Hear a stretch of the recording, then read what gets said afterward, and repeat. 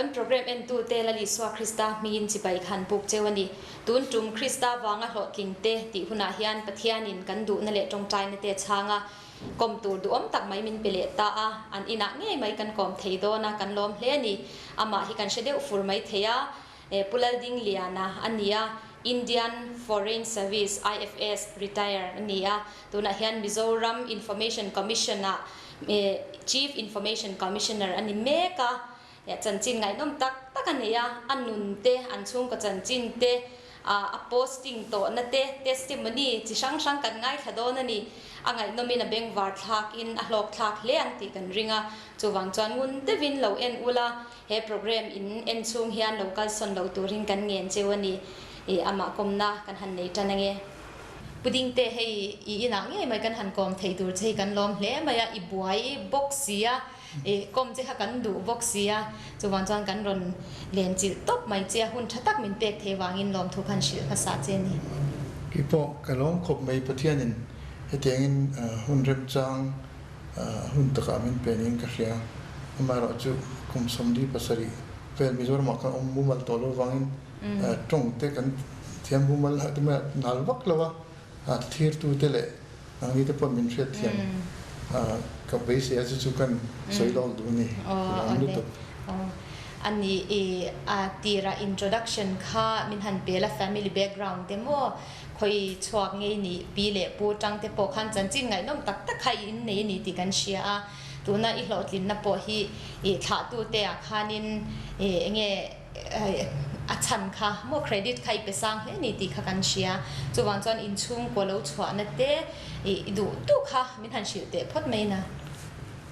kan chung ko hi chimlama pasal thang ming thang chong bola tha diktak te kan ni ve a chong bola khan fa engmoza ta nei jinga afapa sai jema chu chimlama Christian nimma saber ta jinga mi ya amaro chu lunglona am laiten ti du dana na sa ta kan tora Christian lo lalin aren ti lo wangin athi point ni thana phum tu nei lawa kapute kapa pute zok kapa pa te chu ti khan mi thi to bula khan an thuan tap ker keran tia chu veng khodanga mi Christian ti khan an phumani chu mi sai je ma fa te pani dang an thona chugin afapa kabliana chu hei Christian la bua po hianin ahla phua te ale linte uma pathian rong bol tu alo dita tin chumi fa chu lal chung nunga upa lal chung nunga andia kapa mizo jinga le ka thiam ma sa ve te jinga bi BA distinction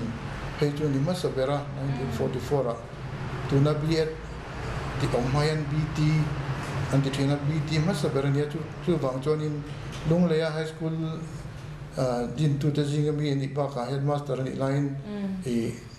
independent nu khanin Mizoram aron pen Mizoram pum ka district amina ta ka bang khanin aizol khopuya khan ron pem ta chu ta tang chuan ka ron choka tin ka bliana ka ti kha afar nu chu sai ching puin ya chu kan nu ni vela tu ni ni tak chu cousin an in nei ani chu an isina soyang khanin kan pu sai je mate ka pu te ho pathian an ringa an lo ma an tuan mate an huan lo rong an bol zel na te pathian in mala soma ka pa po tun ma chuanin Mizoram Pumpia Education department tran tu ni bang khan til engeni contribution engemo za ta ne amaro chu tuina per chu pathian rong bol baptist upa ani phota lung le lama heta upa an thang le a thi na po kan so mitam tak chon an la hrenga kum som ni pan ni ani to na zar ko thi dor puin hoya kanom thina dor pui ko khanu pa nia heta kan on pe kan engeni preaching station an in wa kan om thran khanin zan khat kha Australia kan online minon phone chu mi chu thu thalo kan riat ni chu Sunday nia kapa khanin biakina achera late thanga Bible achera atung trai line pathianin atung trai lai takhan alata biakin chunge ya chu relu chu engeni amangin man pok lek ma se pathianin alag dan khami tana han so hian aro puimin ti puya chu vain tuar thiam po alpha chu kan soi do na chan chu khalam pang chu ni lo khan kan pui hi dal din pui hi pulal thanza ma let le pinei thangi te pinei thangi zote bakery tu ber hi anunia ani po pupa chunga fanunia pupa chunga te Christian tha rongbol tun lo nia tin pulal thanza manu te pathian ring te to pa fa te lo joilian tu kha ania khang mi te in pathian an rongan an lo bol na khanin sama te po chiang takin pathianin ami amarin tu te le amain nga chu tha tham lo don re reng ti asui kha ke ni hianin kan angeni kan dong ve ta zel ni masaberin angeni taimak na te to mai the na te risel na tha te min pe pathianin chu ta chuan kan le khazir lai te thil tam tak khan kina kan na soidon ponya chu kan origin junior he zar kota hian 1951 avel tangin kapa chu oma solai ba butlang son kon om thina anua hemi McDonald hi la hian 1956 tangin kan oma chung ti lai chuan heng hi helai vel hen in pali che om high school le englo CM Bangla khianin headmaster omna thina hostel pani ti lo chu vai kan ngai aizol mi hun le zar kon mi na kan in share bani ani tak chu ani inupui pilal din pui nen chon fa ing zat nge in nei in fa ti chan chin mi la she the pathian ko ena zara kan in nei ma fa po kan nei ma MA ka zir line kan in niam amara chu kan in priat na chu ma de nia anu le pa te rem ti na in sangha chu kwas somsari pathuma kan in nia fa pali kan nia upaber chu Samuel Lal Dingliana anian family name a hian Dingliana kan ti ta chan chu ramdanga hian ming pakhat chau te hi an lo thil bank account hon nan te visa tan te har sa zela chu Samuel Lal Dingliana dia adota chuanin John Lal Zoliana ania tuna hian Ireland computer hianin PhD doctorate ania Trinity College anti University rian taka khan tuna hian research fellow le postgraduate ho le PhD ti ho tan director in oma in adot le chuan fanu pakhat kan nia Mary Malmal Somi tuna hianin apite puya zote bakery hianin dor piak in kota khwanin dora khwanin manager in oma tin an pa de chuanin khilai khen ar an ar kulin le 110 tia ate bere ro chu pathianin min pek dan adang ani mai thea atira nau pangpang ai tak si kha avun chu thalo thina ma se Ireland angeni Germany kan online accident motor accident chong tam taka kan tela chumiet in dauna nge ni kan thelawa Afghanistan kan online kan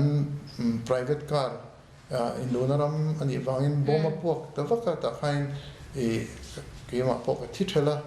chumia chuanin akar du achita vek be mu khanin atong ngai tam lawa kapa ti te hi tingai to lawa maro chu pathian in pek dan ni chon tin mal somna midang te tan mal somna tam tak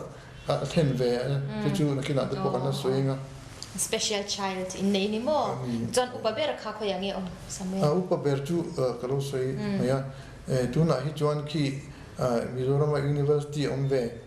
panina ikfai University anti ya khianin registrar in omani ale khazirna chu IIM Indian Institute of Management Kozhikode atangin MBA atia ani tak chu kina chung ko pokha atol angin kan la lu chilanga nangma ile khazir chho dan hi sia ta chak oma kha toi zongin mo kha thiam thei sa shim nge ni mitai ma ti te engtin ye izir chho khamin han shilla ti chuanin Indian Foreign Service IFS a ilu theng khan khalai khamin han shil chho che dor puyan peace school hon kan zir thina ke chu thil taima amin soi thina chu school ka lu ma pon zar ko ta khonin pusum khu ma te sabon siam na ma cha chuanin kalot ti pui thina school lu ma pon school ka lu khanin chu taima nan chin sen pathian min pe ka u pol khatte lo zo tai la Christmas chol lai hen ka u te le kha busui khan pol ni zir ka lo zir zo to thin ke mai chu primary school khanin scholarship district akala 1960 chu ta chuanin mi pa school a sonin kum khat ka wakala amara chu khwal lam te tila UNESCO team local line miron puiron tia dor pui boka chuan middle school khapol nga kron zir phele a ta chuanin pulal rank puine khwanin ingen competition tha anyang chu pakhat na kanin ni chok zat thina 1962 a chu electricity ai zo la lo kala an in khan zu en khanin ka zu en thina ai en chuan ka thiat pa en le khazir ni ka tia anin lo ti ve boka chuanin Mizoram puma khanin pakhat na le patina kan dia khami tu ma khani kha pakhat na ne ke patina chumi nu chuanin chun scholarship kan la chung lai chuan pol thu ma chuan chenga khata cheng somru pol ruka kan pa chuan scholarship ko cheng som paninia cheng ra somli palinia tamve takani kor te kan le sana te kan le ve theni so chumi nu chuanin Kalimpong Dr. Graham's home za ka zukal ta maktakin heta hian in zot boka soi remchang ka tia pathian mal somna te hi puitlin nuatan ani chuang lo no pangte ni lai pon mal somna kon dong the ni ti Kalimpong kan zukal chu sap tong helaya abat ahat ti vela kan zirkha mihan bia sap Scottish principal sap tak te khanin kan chang le thela lu te kan thing me khadian kha loi lo te naw ma zami hey professor Dr. Larki ma upa nu pui hi in una pon mizo tong in bere to su antia injir thela antia helaya Mizoram thiam thei taksi thiam do kan om tu kha shom ga te cottages antia kan school home antimaya tlang panikara hen lia ramzau te khan in cottages kham thia thia Calcutta cottage khan ka oma school nai bera khan ta chuanin hi zana hian daria le chan ve hian light and offer dinner zuwa dormitory in chunga kan chonga ya ado mi sompanga cottage khata khan somthum zelan da thina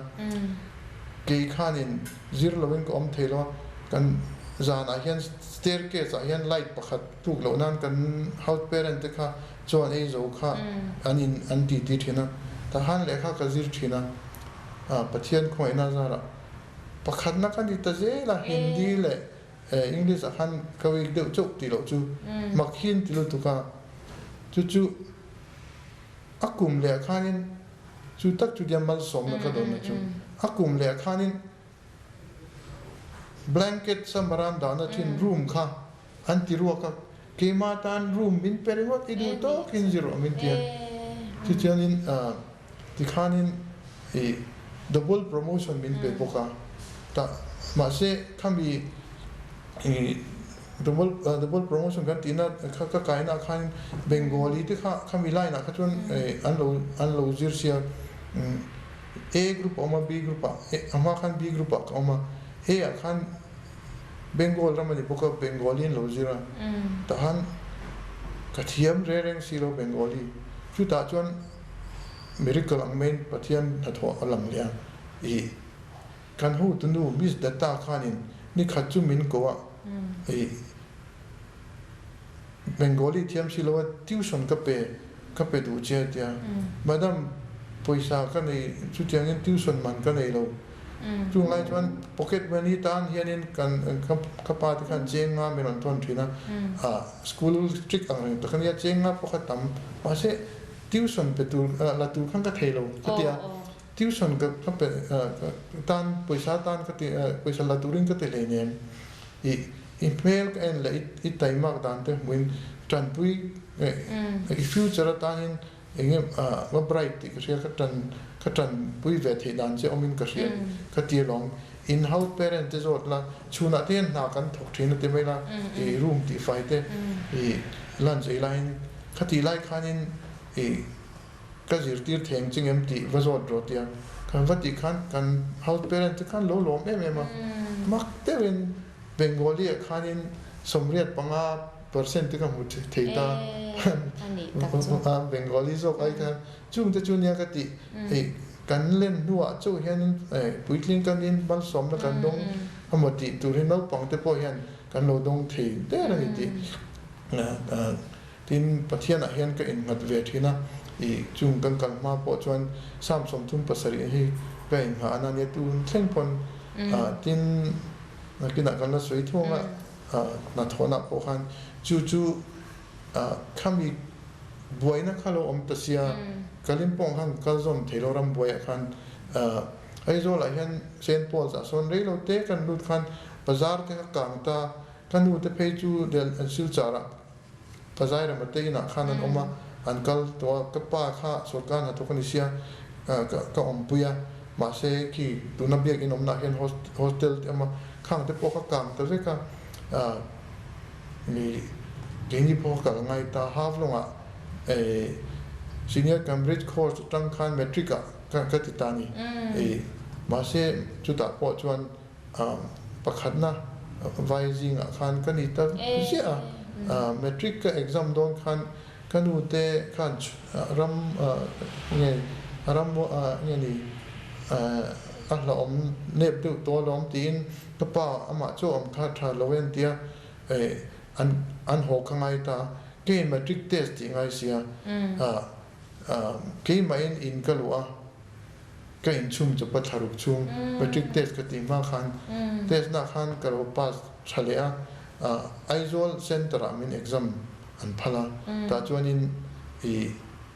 first division all assam metric merit scholarship ka dong phavea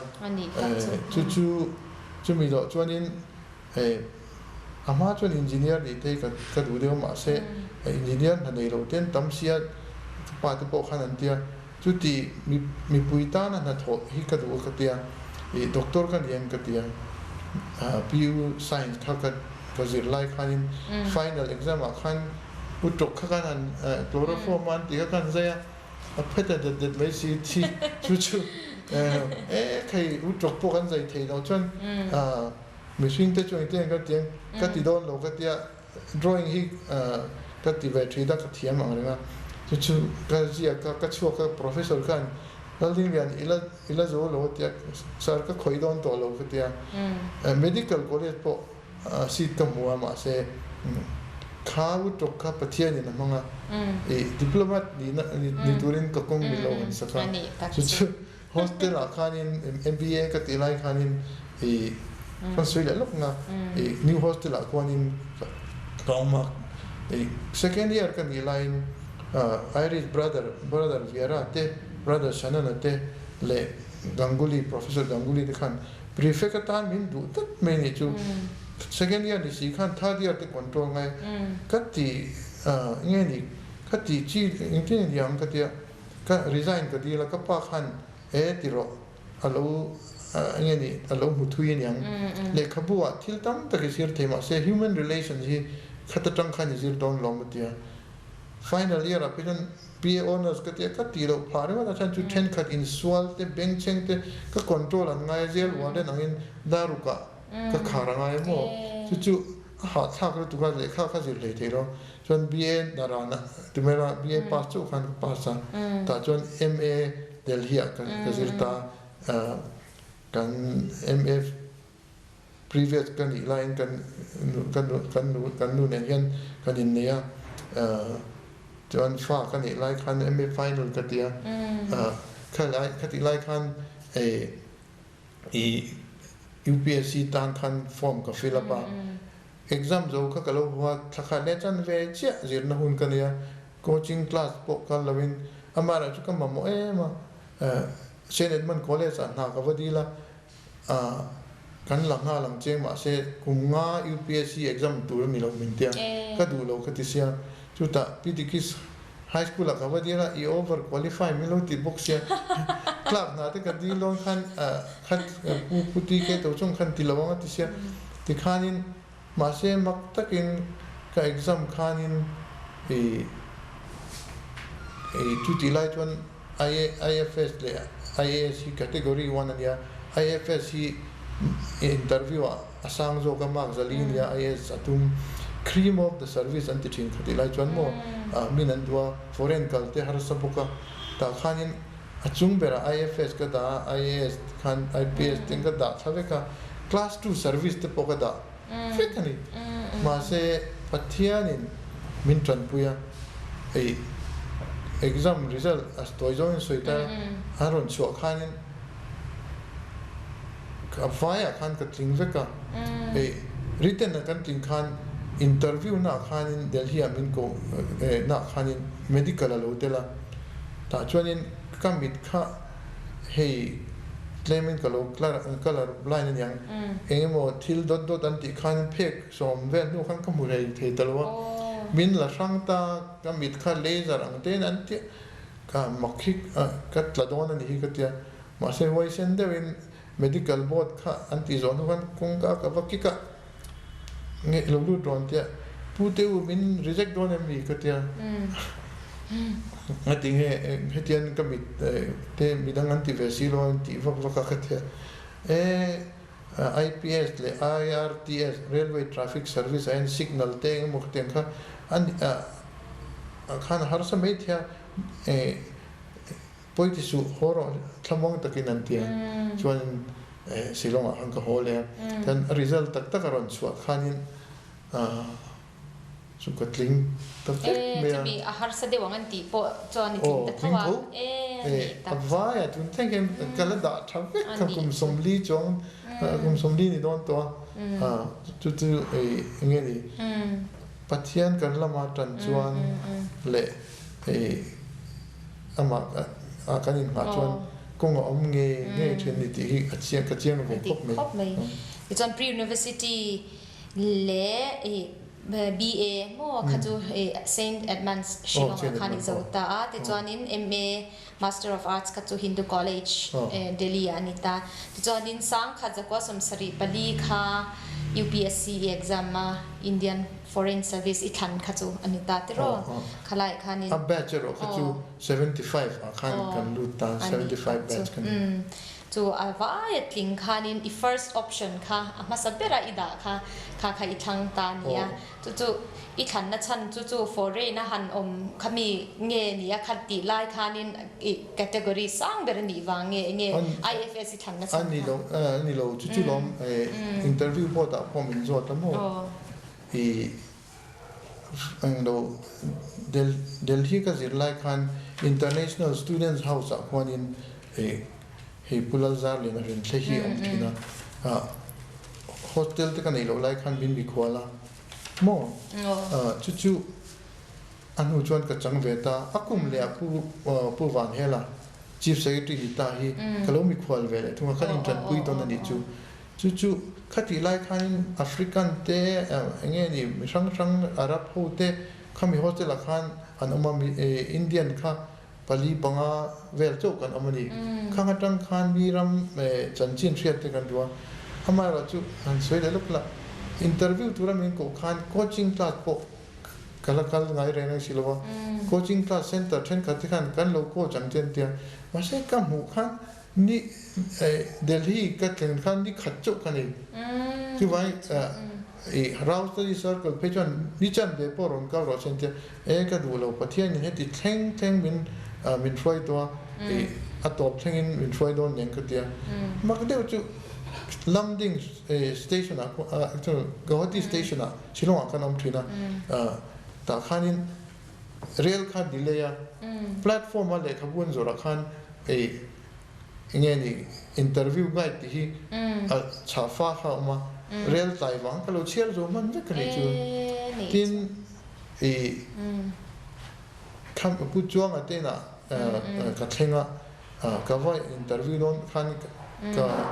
ka kal khanin library anga hian min ha tira ta chon le khanir paper te omno ya kami chuang khanin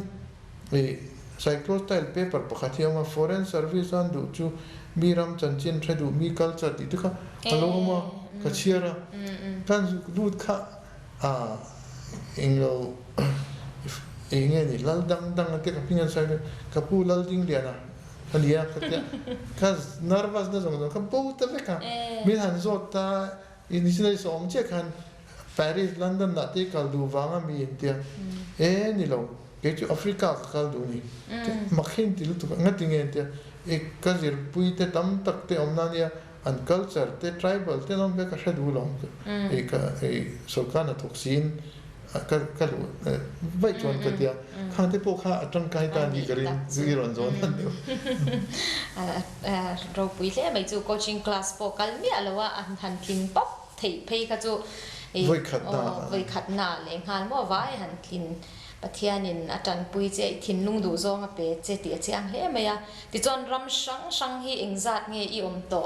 ti te kha kan hei soidon chan a detail chon a tam lu tuk ta kha khoi nge om tin khami kha i om to na a khanin khoi nge nuwa mi ti ber kan ti phot ti ang nuwa mi ti vak lo kha ka zot don bok che anuam kan ti ber chu Namibia atop dam panga ambassador High Commissioner and Tia Chanchu, a Commonwealth countries join embassy in Tilawa, High Commissioner and Tia, High Ambassador, High Commissioner. Ramzau, the German holo up to Mase, First World War, Antlong, Khanin, British Khanin, South Africa, Boer War, Anlo, Chaktovang, Khanin, Obvang, Khan, Commonwealth, and Delver. Ramzau, the Moy could be Atlantic Ocean, Saler. Upaber, diamond ram, mishing land, again, Mase discipline and nature, Jehi, Mandi Poka Soito. Ram, 10 cotton vipon, Kalu ram, Bihang ram, and there a file took Singapore, the joining chewing gum demo, cigarette punted by joining dollar was out, and so it ran. And near a much one, the can't collide. Bolong to Romlo and me hang the 5% to me going on. And so it is veto. So it is low. A fight. Oh, Mandia can Prime Minister, the Ankan Vikatpo, and President India Macaron Zuito, and some de Jomaka, a Copacata Kala, and Kuala Valatia, Atu a can overall court the Tokura alla loca Munpia, Syrian wrong hand appeared the Han. Bidang khan anron pheta azil de boka in veng in quattro emani katina chantia khatia khop khanin dedication ramtan khan ti fel file tuk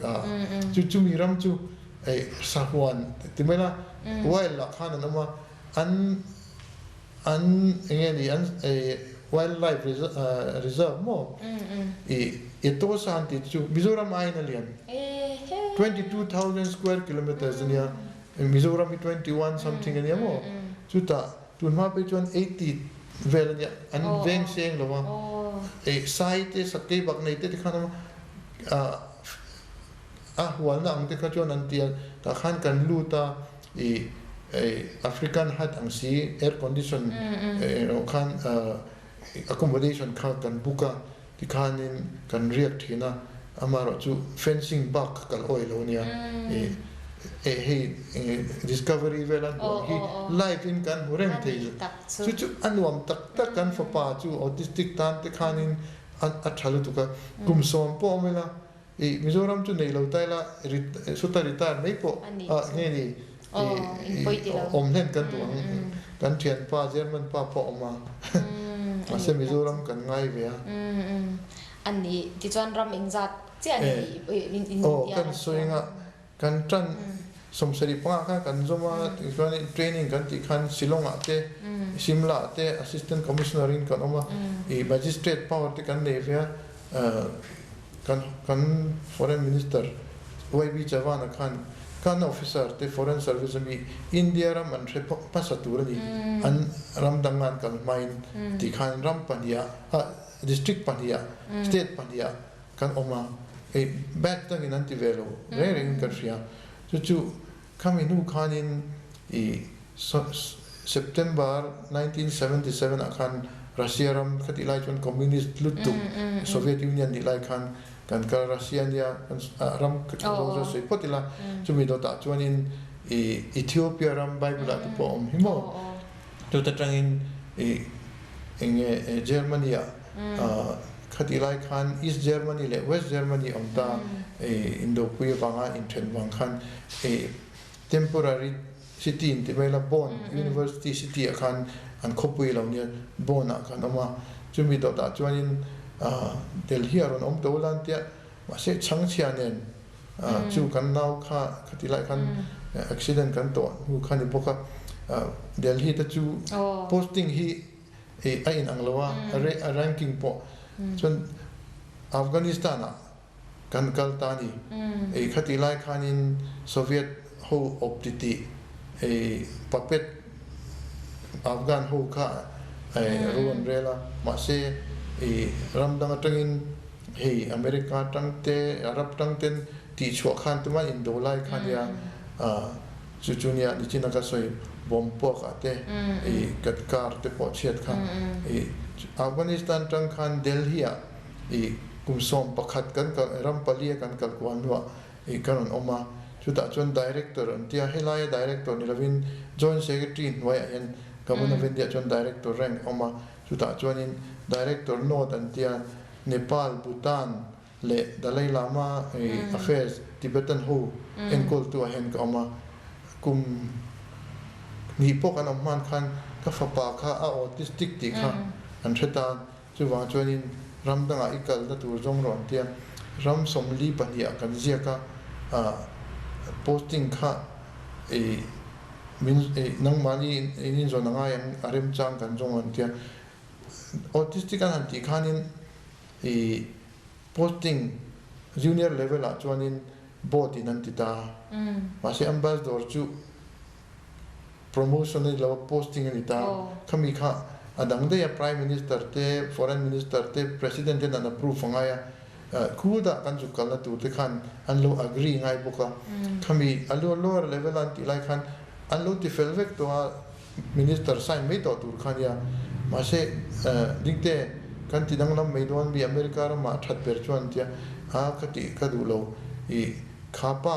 kalwalan tur khani kum kwai min hotong ka ma kham katia chuan Australia kan kaltani khan Australia khan ku Sydney ku moi le ma se vun thalo tan te kan fa pa kha vun thalo ta em chuan Ireland kan kal ya chu da chuan he joint secretary rank government of India khan ka 95 khan kaloni veta Delhi a iron kalanga yang chanchu ikai san jel na tan poi monia antia ma se atu khan prime minister office atangin phone ka donga Slovakia kal du ambassador in tita makhi ka tia kan batch kal po khan omlo ambassador ni lo te point return ka tun an retire ni mo kan la no pang ve de usia ka tilai kan tuta Slovakia tangin Namibia china ka soi naram nomber kati nan kala Namibia chang chuanin India ra makron hol ya in kan Foreign Service Institute ate Director General Joint Secretary Kawmna chumin huwa Technical Cooperation in charge India hian ram dang tan hian thil lo tina sai memo developing countries ho tan hian an officer te Russia ram tang di poni tho computer at kan sang se scholarship sang na kan ti kima division khanin crore som sari paru ka en colony ma se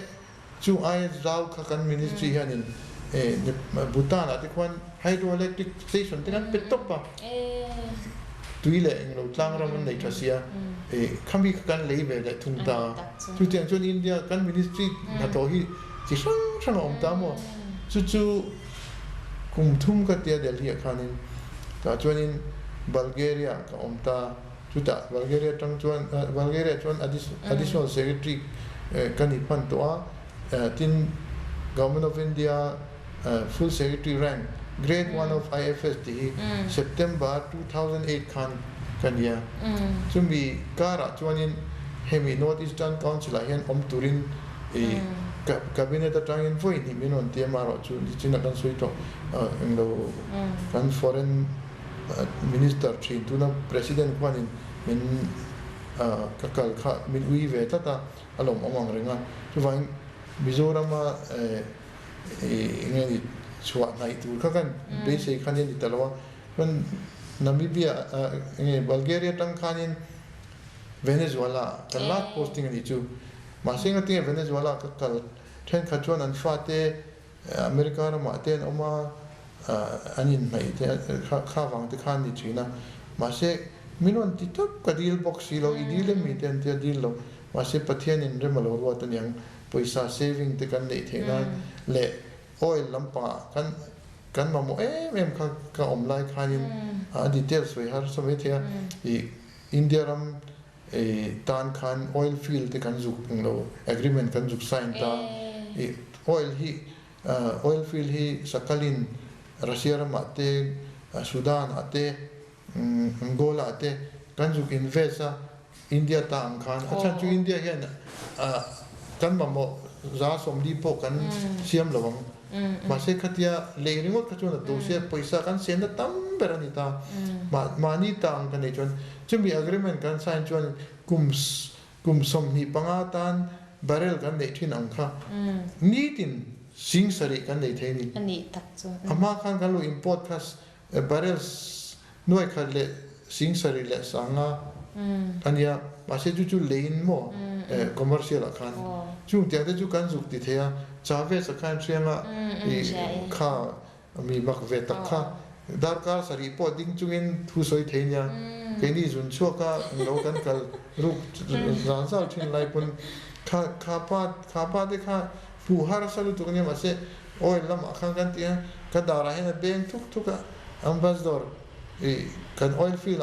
kan camp don ne o te ti ka tiang khan mo mak ve de pathian min hroi dan hi mo pathian in India ram tan po khan mo lo da che ni chu tiang rama chuan ti chuan in highest level so yang khan Indian Foreign Service a khan mizo zinga chuan in ama saber le alom chun khai nia grade 1 kha khami ikai nu loka khan in helai state Chief Information Commissioner khan ron chhuaka tero voluntary retirement kha kan soilo ka lai bor kan pute kan pate kan man oma ma se ke chu university zo chok kan lu ta kan no panga chu ba ka ani che nia senior level ten an lu ta anti chaem tho ma ro chu pathian ko na za kan lo tho pui te an thapoka Indira Gandhi invite kore lo te protocol a chuta Rajiv Gandhi VP Singh ka omlai khan da zanda ni le chan ve te po zan min ko me mo thei to pin kan ti ve chu rat kho keng I marry my job ka ti china to me la hey ang lo kan nu te nu isa thina mo ti khan phone ring me phone hi chu ka vaning em te ti hial thina ma se ka thil ka tin na tang zong a hian kan nu hi poi mo lu tu a chan chu ambassador tan in มีเทียนเสียมง่ายอินเดียนฟู้ดเต็มลงง่ายอินเดียนคัลเจอร์เต็มกันติเต็มง่ายที่รังกันเทียอามาถูเทียนินสวาเกตกันอินเดียนวิเมนเดรสรังอีสเตทรังโลละคอมาดินเนอร์เนนอินเดียนเฟลเวอร์ออฟอินเดียเทียเขาเต็มข้างโลเทียข้างการิโกตันข้างชาดินกันแต่มากนั้นน่าจวนมิโซตรงไหนนะตรงไหนนะใครตับกันปูวันถาตูเตจังบอลจังเตปอนยังอันสวยทีนะกันเทเบทฮัลโหลข้างเตเละคริสเตียนกันดีนะเตเละแต่มากนะรินอมนะคันอาจารย์ไปจนนับภาษาริเตมินเป็นอีกันเชมโลเจนเนี่ยโอ้นี่เตมินชิลงงมีดังกันริงโลว่าดังมาอินเทนค่ะ outstanding เตกันหูจาร์จวนนินจู director ใกล้ตัวที่พวกขันมีภาษาริก็สุภาษิตที่ขันนินjoint secretary ตานที่ไปจนเกณฑ์ย้ายแบบปฏิสังโลกที่พวกกันสุภาษิตที่ขันมักเที่ยวเห็นหมดดินหูทุเต็มมินดูทราบตรงที่กันเทียมโลเทนจูออกซฟอร์ดเทนจูซิระเกณฑ์จูกัน grounding ค่ะไอโซลตังคันเดียมาเซกันที่ตักจวนินมาสูรีกันก็จิรไลปอนมาสูรีกันเทรนนิ่งไลน์มักเดียวจูมีจักว่ากันเดียสารวิสังสังตาคันินซินดิเคตเป็นที่ที่สิสยังไงไม่มีโลใช้ที่น่าเดลีเตChinese แต่เป็นที่ Chinese กันมิโซรัมมีกันดีกันที่คัน Where is มิโซรัมเต็มที่อันเชลล์ทุกคนก็ subject คัน the need for Indianization of Indian ที่ก็ช่างมักเดียวเป็นคำพิฆาปฐุมซินดิเคตกรุ๊ปทุมข้าวตาคำพิฆาจัตุมจิงคันปฐุมจิงคันgold medal ตานะอันชนะคันลิงเวลีมาเสกกับผู้จวงล้วนต่อปัจจุบันอามาเราจุกันสวยดูจุขัดแย้งกันเทรนนิ่งไลฟ์พวกขันมินหุสิตตุมเฮติไลกันโอมากันเบลา IFS ดีดู General Academy ค่ะอันเทโล top 16แต่อันนี้จวนถึงโลโมข้า tribal จริงอ่ะขันอาสาเดียวกันที่ขันกันลุตาข้ามินหุสิตามินทีค่ะไว้ขัดเพจูกันเฮตาฮีกัน fraternity equality brotherhood เดียมิรันดุยจัตกันกับกันแบบจัดจวนผู้ชายชวนเตผู้โดเตโมผู้โดทั้งเตมัลสอมีเตตุนค่ะโรซาร์เตรัมชนะเลลัลทาร์เตกันเดียวิโซกันตามนิโมกันกันทิลตีเทนกันเองเรากันเทียมวิโซข้าใจที่กันเราเองเราว่าแค่แต่กันรู้เรื่องนี้จูอันบ่อยนะองค์ปนที่กันใจที่อุ่นที่กันหูตูเต็นโมข้างหูมินหูสิตูข้างอันว่ากันละมันจังเล็กโมกันรู้เต็มเวนที่โซคือว่างั้นคุยกันอมน้าเปียงเห็นติดต่อประกันติดจวนวิโซติดจวนมีกัน outside training นี่เด็กก็ทิ้ง gold medalist ตัวรัฐทันซีอีกมูลที่เขาประคับเจ้าของตาI see เขามีค่ะ last อาคารโมมาเสกันเทียมเรานักอะไรกันทิกโต้ปฏิจวันินกันกรุ๊ปอาคารนินall India ปฏินันเตอมันนี่ราเชลจันดีเตข้างเตจุกันถูกเราตัวข้างมาเสที่ตักติจวนกงอลงอินห้องอันนี้ตักซูอันนี้เลยอิรามอมโตนาคันจูนัวมิตินับเป็นจูนามิเบียคันนิตานัวมิติวักเหล่านะคะอัฟกานิสถานคันนี่ไม่ลงมัวแต่อันนี้เราไว้อัฟกานิสถานพวกค่ะ experience ทราบเป็นการดูที่การไม่กี่มันกับหันกันมาซาอินเดียนปุยกันว่า bedroom ปรีเวนัมแต่ขันจันขัดจูการนี่นะขันริดดูแล้วก็ทัดตบเป็นนี่บ่มข้านินก็อินขับเปลข้างก็เทนอมปากระดข้าเดียข้าเตียงข้านินมุจาฮิดินโฮนตีข้านินขบปุยละมาข้านินร็อกเก็ตข้าโคลฟังเล็มเราเป็นทิลันติก้าก็แต่ข้านั้นโดนทีตีบวยนั้นจู่มินหุมหิมเตเร่งไปจู่การรับพวกข้านินมินิขัดินนิดังอังจวนมอเตอร์รักทุกตองมาเส อีชุดมาอินอินเดียเรามาการรอนชุดที่ไล่จวนขันหกขันผู้ขันดิกเตอร์เราก็แต่เดียจู subject ภาษาอย่างนี้ช่างขันอินกอลเซียเช่นเพกช่างเห็นเช็คนักที่ไม่ละ progress ข้าอะไรนะขันอินกอมเรดิโอข้าปรดาเตะก็รู้ที่มันเราไม่รู้ว่าเสียอินช่องเอามาเด็ดไว้อะโมแต่ขันการอนชุดทักขันบามาลารีหูตุเตขันอินทิ้งไปเฟย์ด้วยมันเลยสิแล้วขมีบัลปอร์เจสตามขันเต็นเดอร์อันติข้าอันรอนบิดตานรอนกัลข้า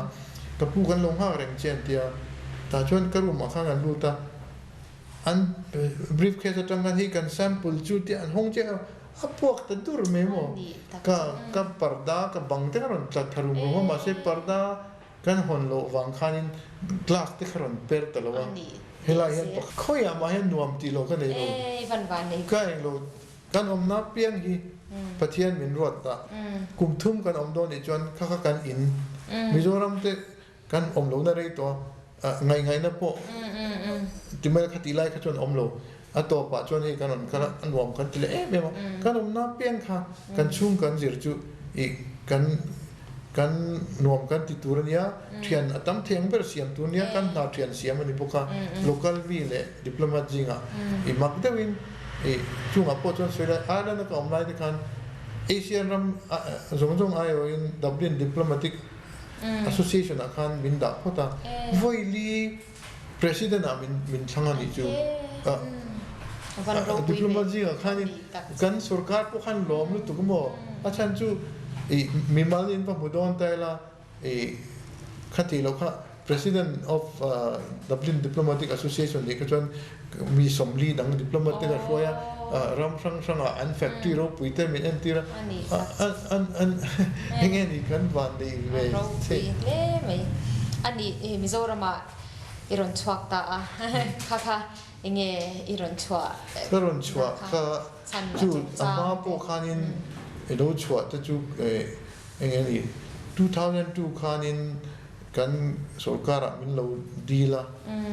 มาเสกันฝักปากค่ะอะไรนู้นปันไลน์นี่บอกว่าออทิสติกกันเนี่ยวุ้นทับบอกสิเรามามินพวกกันเลยเรากันดูค่ะมีดังจวนอินเซมินดูเวียวกันดูค่ะประเทศนี้นะมังเนี่ยจูปีเตอร์เบร์โตสีกันอินเทลวังจริงๆมาปุยตานะทะลงตัดเมียจูวังจวนกันหูตูเตปกันกันลงไม่รอกันติตามาเสจู2007และ2009นะคันNEC Northeastern Council Secretary ต่างคันโฟนนี่ไม่ต้องติงงงนี่สมช่วยน้องเทงมินตีกับบินจังอินบ่ Minister เลยฮะดิมาเส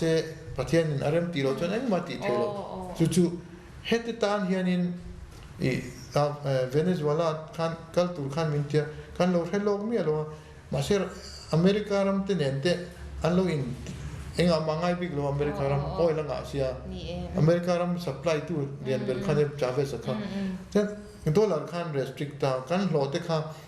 นิวยอร์กอัตราตาดอลลาร์เวกินกันละโมกันมาโมเจ้าค่ะกันละตา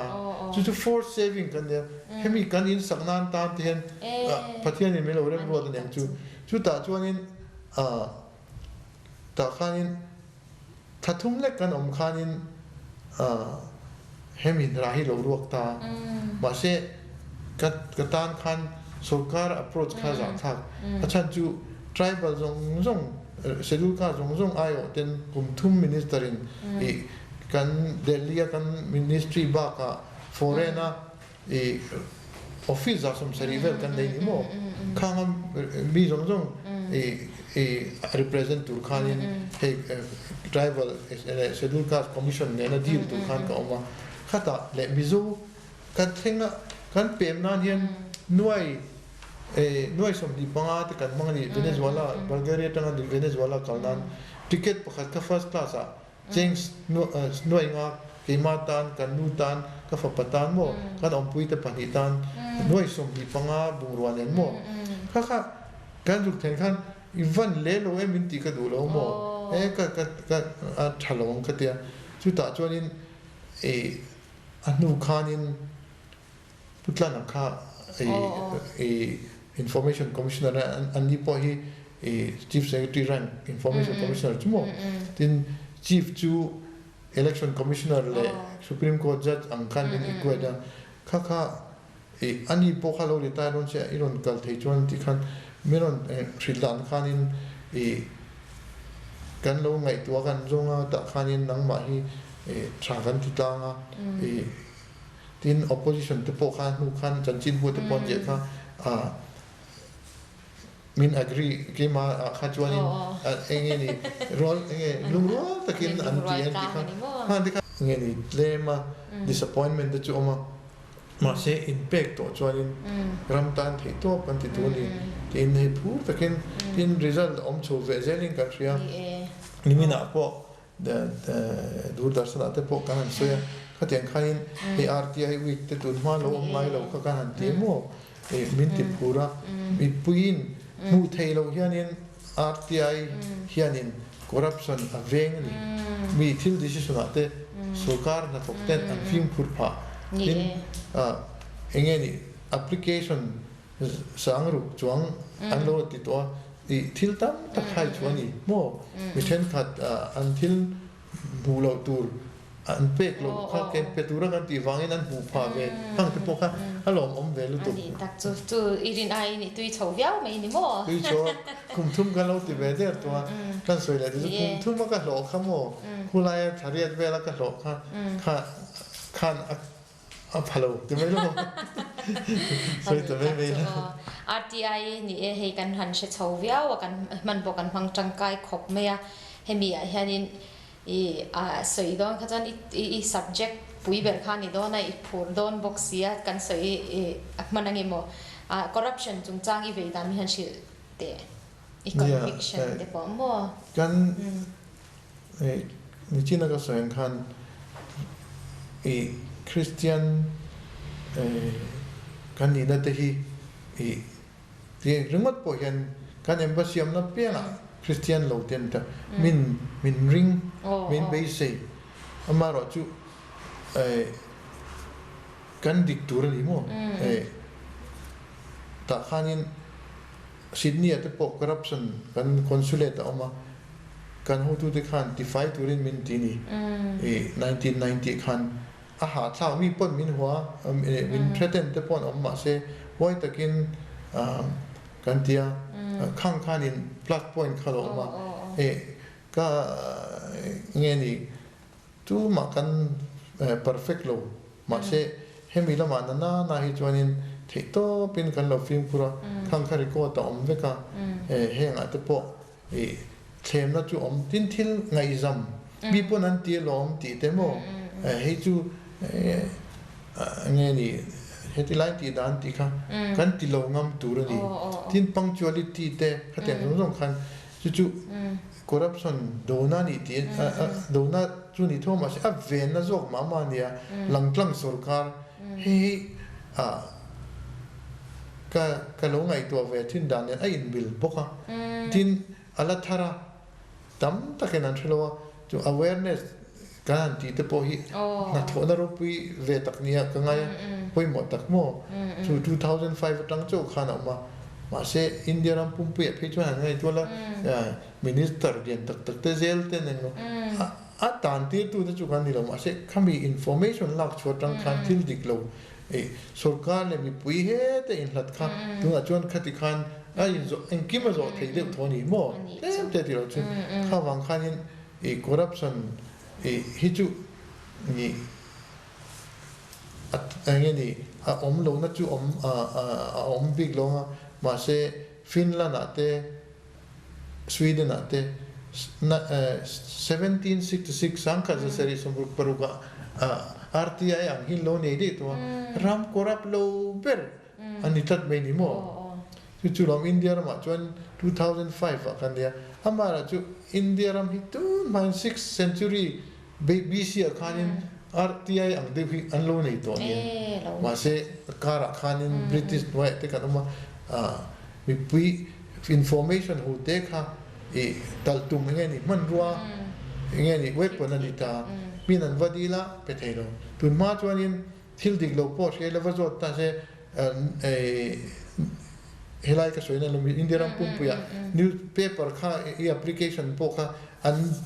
try lo manga bol lo bo ma paise eng mai de thero ma se kha wang ta khan Freedom of Information Act antia 2002 om kha athok te lo RTI Act lo om nai chon khetian ke ni om na ang commission kha akeng ko tu helai an ti dik lo lo tu office tina an report lo monitor tu le ati dik lo te rem theina ti mai la thil swal ti tu te kha chu thu dang pol ta se helaya RTI na thok thalo te khang kha kan di khan chon an pek nge khan an pek khanin FIR thelu te anti corruption bureau ten thilan chuinga zel alu te chu state na chon tamalo serchi pa men do da puding te zel bang mi engzan ge zu tir ton te khalam pang kha chu kan ti nen kha chon akong ko hu achanen khai ni bo ani akong ko mutia a material khami lo chona information kha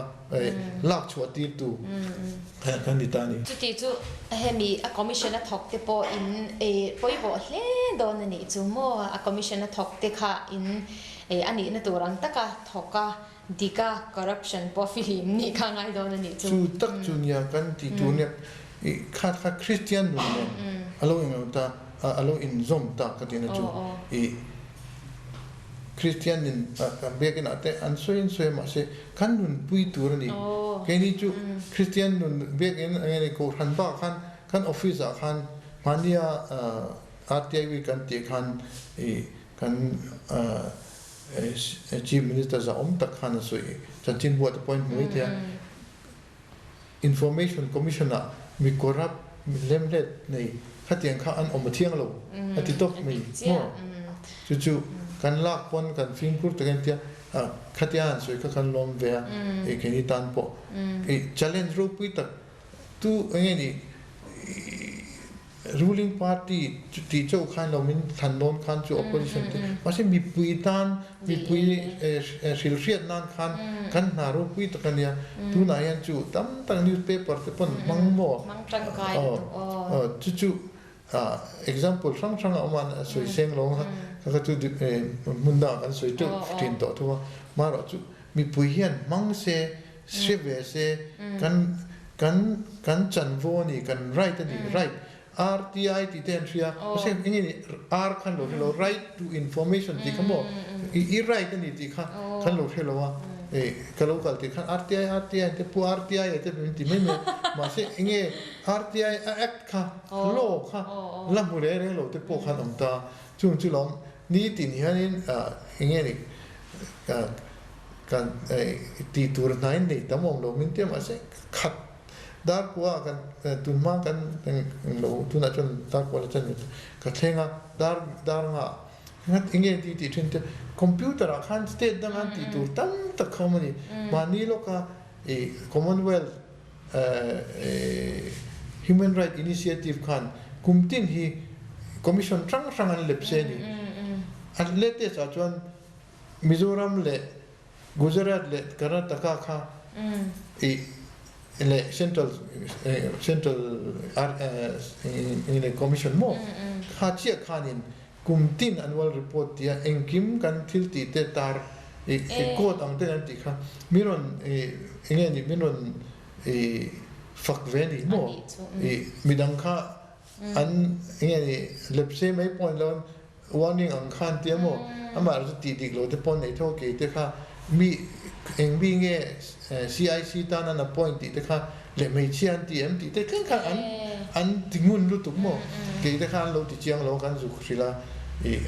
IAS min ti mo tin IFS ti hanin ni tina foreign service tin forest service ni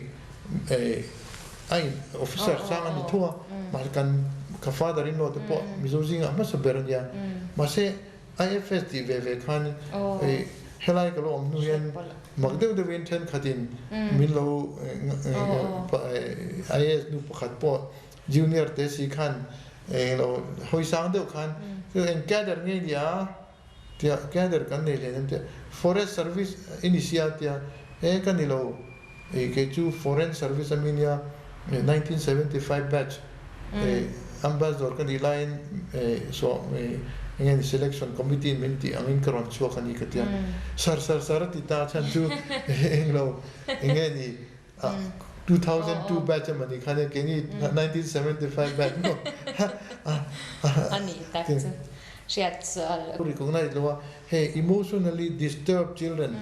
nu le pa te lo ti du da nu le pa ten an lo abuse te no pang ho da khom jing khan lo da ani kha tung thei vek si kha an khoi thak thwa autistic ho chun do silent ma ti thei lo invent thei lo an lo sika cha chuan Australia kan omlai khan high court judge aron jina kan numbers dor thian pa lo ni vain motoring ka lo fuai kwala chun Island kan thian khan kawa high court judge khan ija ki khatilai khanin kala lal ambassador po kala ni silo ka ngoi renga aron phone ta engtinge lo then dia thakhat ve khan te min how ti ti thian pai ne nga tinge tia ta chuanin Dr. Mulkahi Khan Anrama Khan autism thilve khan do zircha choya kan cho kan ei du na hey robot te kalna hen ikal to em tia ava em nota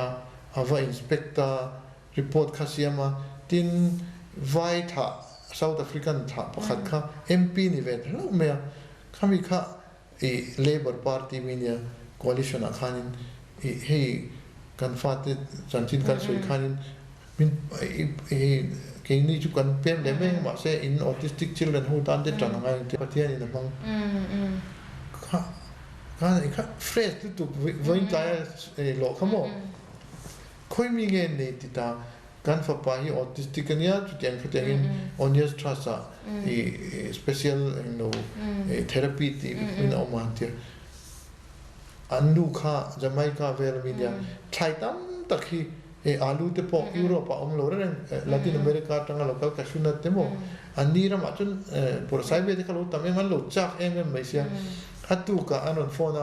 Mrs. Dingliana ante me dini himo hian in afwai theng em tia ava phone andi khan lo an lo lom ni to ka pang pa thi ne welcome sign ne lo tia khami NGO rethe tak ka khan patron ani ta kan hodon khanin Delhi ki ngai to sia kan additional secretary kai turin Delhi ka kala thok lon tia chuanin prime minister khan joya min soma ani tak chu farewell ang do si midang som bok lo khan idu pani som mo te ma se ambassador ang ka som chon ti du re mon ti lawa minister pani ka thiante ti mela India ma lo om to kha an soma khatizan khan karil bula khoi ber Mr. High Commissioner Dingliana IFS omna kha kan the hil don lo re ti chunia kan the ang hianin mun thanga po ten din puin alo introduce Slovakia te mun danga te po ompui awang chonin midang ambassador te khanan no keni pon kan ti ve thin to ma se if sofa ten lo dua an peta kan kaldon page one German ambassador te nu pakhan eti ang thil tran puina hi Bhutan ate kan tia anti thei do ong robot kalna kha in to them tia ruaya nothing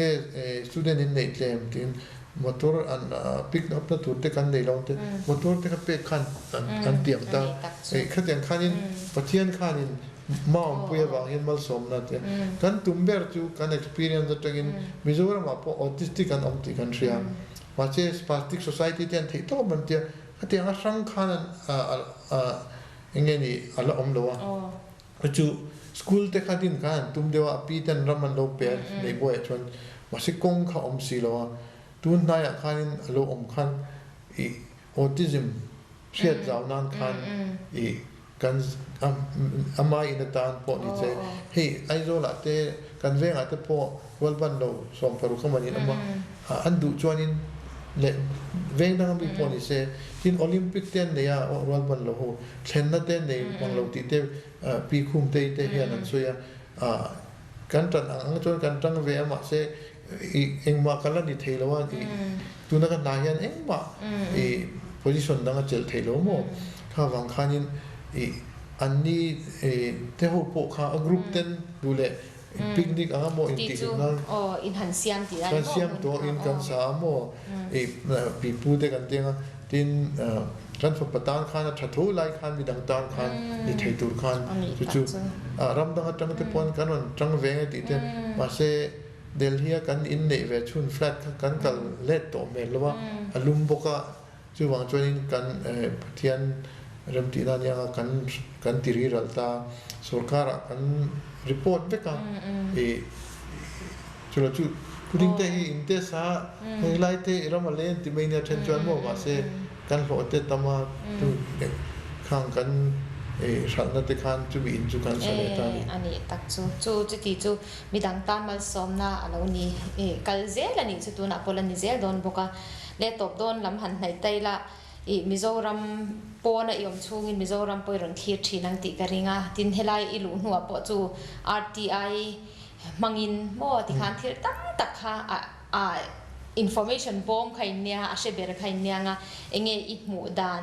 กันดินหมุนหิมะ politics zone เดอปะเทียนถูซองเป็นเองหิเงเสียมชัดง่ายเนี่ยอิเชียกันมีเสียเดข้างค่ะให้ชาตูเตจังเป็นปะเทียนเชียอินเนียอีปูโม่ไซเซมาปกขับปะเทียนริงติคานิชีนะข้าขับปะเทียนกันรินนะให้มีเชียนตีกันจัดเชียอินเชียติเตเจ้าเดสีแต่งข้างเองที่เนี่ยโมมีทันชีเตมิโซรามีหูดานเลยกันนี่เสียมชัดนั่นไรก็ขนาดเตจวน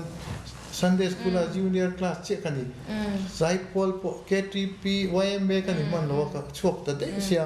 มันเนี่ยกันนู่ขัดที่ไลน์มีอินสเวดิ้งเตจูเตะรอลดอนเตะเด็กก็ดูทรวกินแล้วพอเดียก็อาแกบข้าเจ้าตุกะเวกินอาเทียนกันคลาร์นุ่งเบรักกันทัวกันจักเอ็มมาเสพปนละมาชวนินกันเทียงอังอินลูเทอรันนิโมคาทอลิกนามิเบียเตปโอคาทอลิกกันอินเดียนฟาเดอร์เตนละมาเบรเทตันปุยนัตกันติดังอังกันเทียตินโกขานุปาเตพาสตอร์เตกันนี่นะ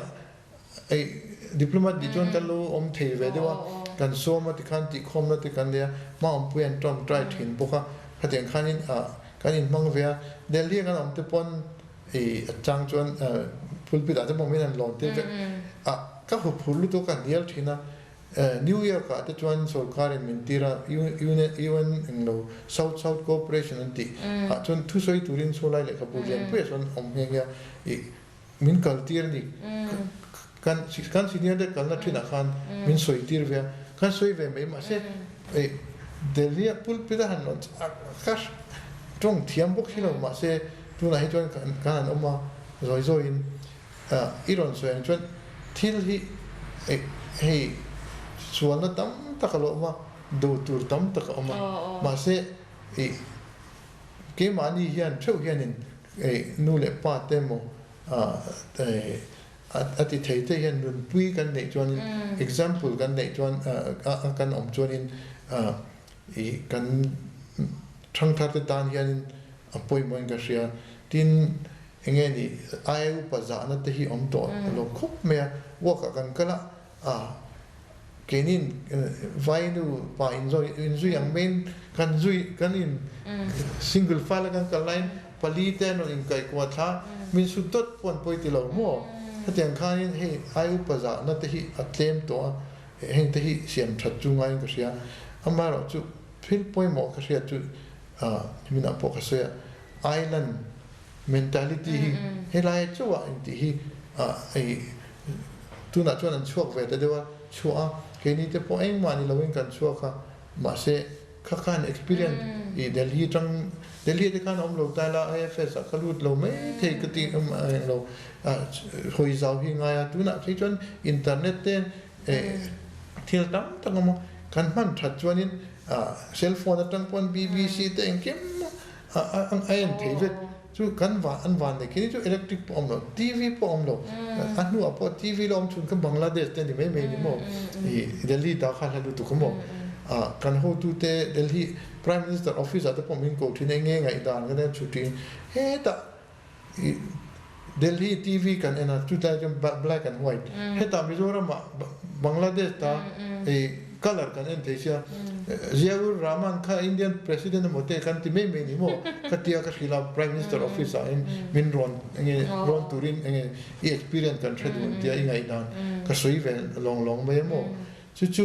khatiang te khania tin IFS hi kan governor masa khan puding te nang chu hetila tui kot etia isoya en lo tanga ron chok India rama sangber tumela level sangber 80,000 ila in secretary rank in ya tuta CIC ron ni le boxya soi zel ro arem changa penga tia I no pangte central service a hian kan lu lo chuan IFS te peju kan nei lo tuai me mo tin kan rama officer tam tak ma se IAS director lut anon chuan kan nei si lo chuan I thingtang ate tuna po DC ten ni ta kan nu le pa te kan Peter Putar ten an va bethelo chu khatiang tang khanin I ke ma ni mi nge hi IAS val nu la om tam se I kan ram channa atang kai karing mo tin I IFS a po officer ke ni anga ningal diplomat ningal ang kha ni se ka du viau ma se chumi lo po chu IFS B om ti kan thelo bizura ma chan mo I officer som sarivel cover mun tang sa kan dei mo khata khan clerk te UDC LDC superintendent under secretary thing B class timela clerical atanga ti chote attend to direct assistant te ama khan bizo pakhat man om lo junior level a chuan kai san nan khanin tribal quota khan alo om che thele ngala mi pa khat mi pu khan kho pa chu assistant alut kha akai cho junior ambassador timela joint secretary khan akalamo retire me ni chung de chu ria se mizotian khatian ti jon an fa te sabrama le khan zir thea I ambassador fa mo I LDC fa poni se school khata mo I enta ngani kan panel khan kal thea fee cheng dollar sing khat sang ruk ten ya ha education thaber ber ni khan anwa attend to an omhlena an paten an nu le paten an zu join ma se kan naw de khata non mizoram kan nga ke ni ang de win anon kir khan mizoram tan an tong khai thing karinga tin I grammoi takkan nei the kan thelo lu tuka Delhi mania po MZP ho quiz amin somin Delhi ankal to am ten kal to me thia tlang pakhat pur 1 kilometers of ni pakwavel drive ngai ke ni kan hoina penga kan hum hal tun mai baka chei moila ron kal chak tak takina ma se tourism ti thatu khanin content ti mek kong tha mi sing kha poimo mi polite mi nge ni pun ram tam taka po taxi pu min bum ching ram ma se mizo Christian te chuanin I kan mi khwala Christian na angkhan lo mi khwala I tourism hi a develop chat the karinga kan ram moi boxia I monument kan nei lo Taj Mahal kan nei lo ma se tam tak chuan boruak tha ram moi hen ron en du le atha enge ral muang kha tak kha chu le kan music te thil plot point tam tak kan nei hi thiam thai la chu ma se kan hotel te that lawa kalkunga kan nau te ho kan thian ti poron kal du na ma restaurant nge ni then ka chuan an nge ni min nge mai the ma se kan thil kan sa siam te po nge then ka tan chi lo te lo ta khaten khan tle min restaurant 5 fel ka mu chu ka fak mol then ro po hetian ti te u ti zel ru o khatia achan chu kan thian te kan nau te ron kal chak tak hi tun na phejon India sarkar in encourage ta nge ni hey live travel concession hi nodi sa kal na sarun tia mana po pakhatin ku ta online ron zo ta kal ro kan chung ten ama iwa kolon don de pile thangin ne la kala lo tuat sia tun theng hianin kal le kan du an tireng memo wa se tuna ambazor khoi lai mani ta mo khaten khanin kan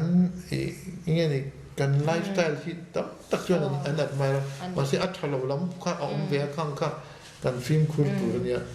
in siam thaila ti chuan in hemi foreign kati UPSC ate mo hemi English service ate tamzo khalu tila tia tin kan ram te po kha touristan mo ramdang mi te ron tlo thei turin kan mi zia le kan mun kan elin engkim kha ti changka ngila ti faila mishing te felila ti kha I khai khom na deu chu ni chu tro tin ka du ber chu ni sina ka soi to thua rin omna tai magna kan van em Christian kan ni na te Northern Ireland khu Isianga anin thadvak fa Protestant le Catholic ho makhatia achan chu vai ho lokala fu Christian de chumi peacemaker an Isianga tingan in thantia karilu ka ve research ka ti damo alo origin kha ama lai thil kha anlo in lo wang khan nge ni anlo in ne na kha tilan nan kum tin mei lukhum bia lan kuma mun nam len an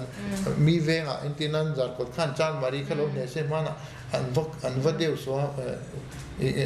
aven ravin ami nge ni Catholic le Protestant minga chetalu tu ka chu ta tak chuan ya kan Christian na kan tho na pianga yanin rin om takadik takatin ka kolasa hungthum chang sombi putuma po inti pek thei to inti pa sing tan lem pathian don ti kha khatiang kha kalo ve dan ya tin chumi ti thei tu chuanin in pathian ya in nan zeli in lai pon kalo ti ve thin chu hei atira chong ka ti big lawa office ten vele an thang to kan noi thok ten quiet moment more kan ne ya bible ka chera ka in han ja ka ke ma le ka office khati ka chuan visual tak te kan tong mo ve thowa unreasonable tak ma se tong tai na ne ti cha oi le khata kan ni chin lo ka kan counter am bi te ti chap roi khan lo lu ta ka lo tong tai phota inge kia bat hay bay cái bay thế mo hay terrorist lâu on đeo chi cái tiền passport thì bo kia bat hay bay cũng đó mình chơi cái passport thì bo mình phải đủ nó thế i report em police at anh ấy cái thun này anh thu lá cái khá năng mà khá đi ta dọc thế rồi đi lên mình bèn em cái tiền appel vào cái tiền chút thì tiếng nghe anh đàn cái thì đủ lắm cái lắm tất cả chuột về thế này cái tiền tất cả sual Prime Minister Office at min lo he ka thil ka ti dik wangin mana po nge ni mi pakhatin passport tha ka duwa ma se terrorist oriented lo lo ni mai thei dan kan check khan a ta chia kan thona kan ho tu te ne na lo zwal ko na sa miron ga tinge hey sardar ji ho nge bang chang ve thi khan de tun man boina te lo ma am khabi wang mi intia ni lo dan ka follow ni ka tia chu ta chona han en chen khan kan he na ngai dam na de le kin an on ti zo nom mu tui lo tak chu om ve te visual kan ton chuan mo ma ro chu ke mani kan dik chuan le thil hai tur thuru tur kan lo chuan eng ma ka hlau lo ko ti thin mo chu pathian min tran pui thin na sat tak in voi tam tak then chu indona ra ma te kan omta khatian kha te po pathian khoi na in za vai in po tiang kum khat mala ma khan ti tai la chu tung thei thei lo kan boi bia nga ma se thatok in garinga thalo lai chin in edit me alo ome khain komna hun thatak kan ne ya dang tam tak la kha chu part 2 te po kan ti yang chu tun rumatam chon du tok ti la lalpan mal som zel zero se ina thona te thatta kai tho zel thein turin du sakna kan hlan che kan lo me lom le tu ringot le tuna khan Lal Dingliana Indian Foreign Service IFS Rtd Kawmna kan neya ani kha kan shiat angin tuna hian Mizoram State Information Commissioner hian Commissioner in Omegani chief tuna hian Mizoram Chief Information Commissioner in Omega ti chuan thanem ngai takin kan ramtan an thok me kani ti khalo sia ila khami anu na tangte khanjir tur tam tak kan ne ka ringa ngun de vin kan lo in ngai to thewanga